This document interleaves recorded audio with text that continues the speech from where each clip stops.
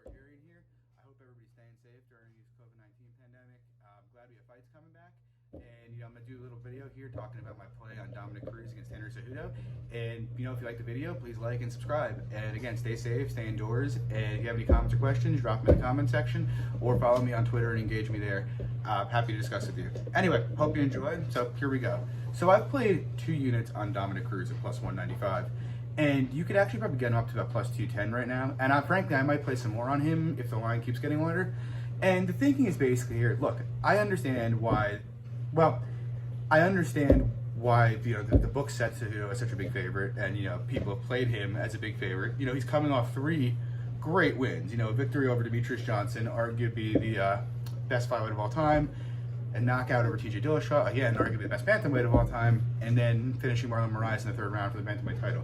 It's very, very impressive. But I also do think, to an extent, those victories, while not to take away from Cejudo, they're impressive and he's an elite fighter, but people are placing more value on them because of the names than the process. And by that I mean, if you actually look at those victories, well, Demetrius Johnson, he actually got badly outlanded, and that was a super close fight. And frankly, he probably won the fight more due to round sequencing than actually outfighting DJ there. And I have no issue with the decision, but that's just the reality. If he lands those takedowns earlier in the rounds he lands them in, he probably loses that fight. With Dillashaw, Dillashaw had obviously never fought a 125 before, and so severely depleted himself. Now, maybe he would have knocked him out anyway, but we don't know that, and we do know that he was dehydrated when he went into that fight. And then in the Moraes fight, that was wildly impressive. Moraes gashed him for a round, and then Cejudo made a huge adjustment and started marching forward through damage and beat him up and won. And that was impressive, but I think the most important thing to take out of those fights isn't so much that he won, at least when it comes to this fight anyway. We're taking them out and looking at this fight. It's not so much that Cejudo won those fights. It's that where did he succeed and where did he struggle? And in all 3, well, in the Johnson and Moraes fights, the Dillashaw fight you almost have to just throw out because of how fast it was. But in the Johnson fight and the Moraes fight, he had his best success in the clinch. At distance in those fights, he was badly outstruck by both Moraes and Johnson. And in the case against Moraes, he took some serious damage at distance. But when he was able to work his way into the clinch, he had some success there, both striking and in the grappling there. And that's really been kind of the case for his whole career. If you actually look at Cejudo actually hasn't outlanded an opponent from distance since Wilson Hayes back in, I think it was either 2016 or 2017. But a while. And, Sergio Pettis actually outlanded him at distance. Jussier Formiga, believe it or not, was pretty much even with Cejudo at distance. And Jussier Formiga is not a great striker. So, and that's very evident in the tape, too. When Cejudo is not inside the kind of range where he can wrap you up and either attempt a takedown or just hurt you with knees and punches in the clinch, he's not as effective. He'll throw, and he'll throw a lot at distance sometimes, but he's not very accurate, and he tends to get hit at distance quite a bit. And that is critical here, because Dominick Cruz, actually, on the other side of the coin, has basically never been outlanded at distance in his career, I believe. And you can see that in the tape. One of the reasons is Cruz basically isn't a stationary target, meaning Cruz likes to come in at weird angles, hit you once or twice, then exit at a weird angle. Head's always moving. He's always showing you different looks throughout the fight. You rarely see the same thing, more than 2 or 3 times throughout the course of 25 minutes. And that, I think, is a huge concern for Cejudo because, first of all, Cruz is a defensive wizard. He's got a 74% defensive striking rate, which is absolutely insane. And second of all, Cruz actually has a massive size advantage here. He's actually 4 inches taller and has a 4-inch reach advantage. So not only is Cejudo going to be dealing with a guy who excels in movement and keeping fights at range, but he's also going to have to be dealing with this guy while being at a significant reach and height advantage, which means basically I should struggle to see Cejudo having a ton of success at range here. Like I said, Cejudo gets routinely outlanded at range, and Cruz basically never does. And so I feel like, while this plays out at range, obviously Cejudo could hurt him, but I don't think Cejudo's power is, that good. I think he's only got 3 finishes in his career. And, like I said, the Dillashaw one's kind of fluky. Moraes was just gassed when he finished him. The only real one-punch knockout we've seen was against Hayes, who also, isn't anything special. And, given that it wasn't like Cejudo was knocking out a ton of people at flyweight, I don't think he's going to have a ton of power carrying over with him to bantamweight. So basically at distance, at least in my mind, he needs to just try to keep it competitive enough where he can maybe clinch up and land takedowns. But, again, I think that's kind of a problem Because, first of all, Cruz is an elite grappler as well. He's a tremendous offensive grappler, but he's also an elite defensive grappler. And again, keep in mind, there's a massive size difference here. So even if Cejudo can get him into a point where, he can get his hands on him, I think the chances of him being able to land a significant amount of takedowns are fairly low. And even if he can land a couple, he could land 2 or 3 takedowns this fight. That's reasonable. But even if he lands those, I think there's virtually no chance, he controls position. He's not very good at controlling position on the mat anyway when he lands takedowns. And against Cruz, who will not accept bottom position and who has an elite get-up game and is a bigger athlete here, I just can't see a way Cejudo holds him down for any length of time at all here. So basically, I think the grappling is going to be almost a non-factor. Maybe it'll matter if you can keep rounds close enough, like he did in the DJ fight, and can land takedowns at the end of the round. But ultimately, I struggle to factor. I struggle to see how it helps him too much here. And so then the equation is, can he get this into the clinch consistently, and use that, because that is where his bread and butter is, and beat up Cruz there. And I'm not sure he can. First of all, as I mentioned, Cruz, like Moraes, when he did that to him, Moraes can't really fight moving backwards, and he's not really good at angling off after he strikes or throwing counter punches. And so Cejudo, once he just started coming forward and walking into the pocket and walking him down, Moraes had no answer. Whereas Cruz just is constantly moving. He's a constant man of perpetual motion. He's moving linearly all the time, darting in and out.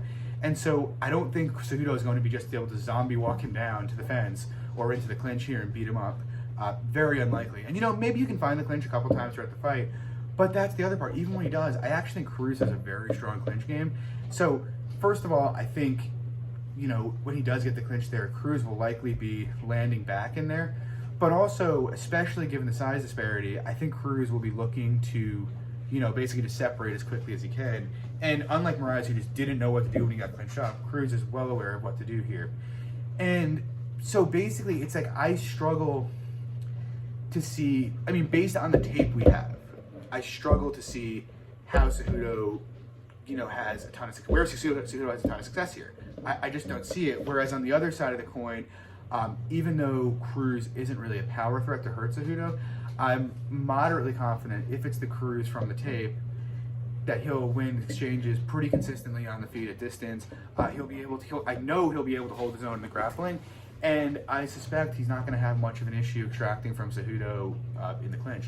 So, based on the tape alone, I have to cap this Cruz at around minus 200, because, Cejudo could land a shot that hurts Cruz, maybe take a couple rounds that way, or keep them just close enough that a takedown, steals around like it did against Johnson. But ultimately, I think he's going to be, let me put it this way, I don't think he has a significant advantage in the clinch. I think he has a significant disadvantage at distance. And in terms of the grappling, I think it's at best even. Cruz is a lot bigger. We saw Cruz land 22 takedowns across 3 fights with Joe Benavidez and Demetrius Johnson. Smaller fighters who he was able to just bully. And I'm not sure why you can't do the same here. No, I don't expect him to land 10 takedowns or get any top time with Henry. But if Cejudo lands 2 or 3 takedowns, I could very easily see Cruz landing 3 or 4 of his own. He's going to attempt them. And he'll probably attempt more takedowns than Cejudo in this fight. And so consequently, I think the grappling is kind of a wash. And I just think, in a fight that's going to be playing out mostly at distance, I have to give, the guy who's the better defensive fighter with more title experience the edge here, and that's Cruz. Now, that said, I'm well aware that Cruz is coming off major injuries and has been out of the octagon for 3.5 years. So yeah, the shoulder injury is an obvious concern. The thing is for me, as I said, Cruz never really relied on power, so that's, less of a concern for me, because maybe his hand speed's a little slower, but as long as Cruz can just throw punches, I think he'll be fine with the shoulder. He's looking to rely on volume here and just, basically out striking Cejudo, but with technique. And so the shoulder injury is not as much concern. Where I do have concerns are in 2 places. First of all, cardio. So Cejudo's got great cardio, and he will continue to push a pace and push forward and make you work to win this fight. Now, Cruz has never had an issue with cardio in the past. He's had many 5-round fights in his career, but at 35 years old, on 3.5 years into his career, I think there's at least some, 3.5 years off of fights, I think there's at least some real questions as to whether or not his cardio is what it was. If he comes out, looks good for 2 rounds, and then gasses, I'd be surprised, but I wouldn't be shocked. It's definitely possible because there's a lot of question marks around him. issue number 2 here is really not durability so much. Like I'm not really worried about durability, but like movement, like that. And that is, again, like we don't really know his body. You know, he looks great in Instagram videos, but that doesn't really mean anything. And so if Cruz's movement is compromised at all, like let's say his movement is 65% of what it was or 70% of what it was 3.5 years ago, well then he's going to be in big trouble. Because if Cejudo can walk him down and just consistently get him into the clinch, you know, while I think Cruz can hold his own there, I think he will be likely struggling, and especially because if his body's deteriorated enough that his movement shot, he's likely not going to be as physically capable in the clinch as he once was. And so that's a real concern again. So it's like those are 2 major concerns with the 3.5-year layoff. And so consequently, you actually have to take that into mind. It's hard to know exactly how big of a concern they'll be, especially since we've seen Cruz have a major layoff before and come back and look great. So basically what I did here, I don't think I can reasonably subtract more than like a 15% from his win probability, which would take it from basically minus 200 to him being a slight favorite, like 52%, or I think minus 104, I think they're minus 105. And to me, that seems fairly reasonable.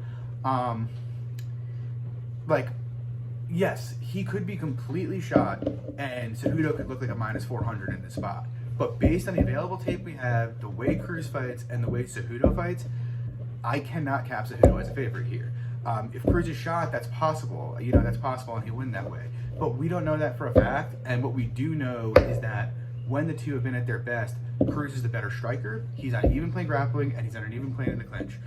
Consequently, I've got this around an even money fight, and so the odds we're getting on Cruz are great at plus 195 for me, currently plus 210. I think playing the decision line might be a better play because I don't think there's much chance Cruz finishes Cejudo here. And so, you know, that's over plus 300, and I'll probably play a small play on that as well.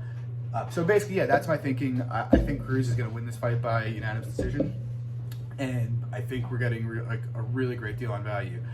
So basically, follow me or fade me. I know there's a lot of people on Cejudo, and you may disagree with me, but that's how I view it. Anyway, hope you enjoyed the video. Stay safe. Cheers. Goodbye.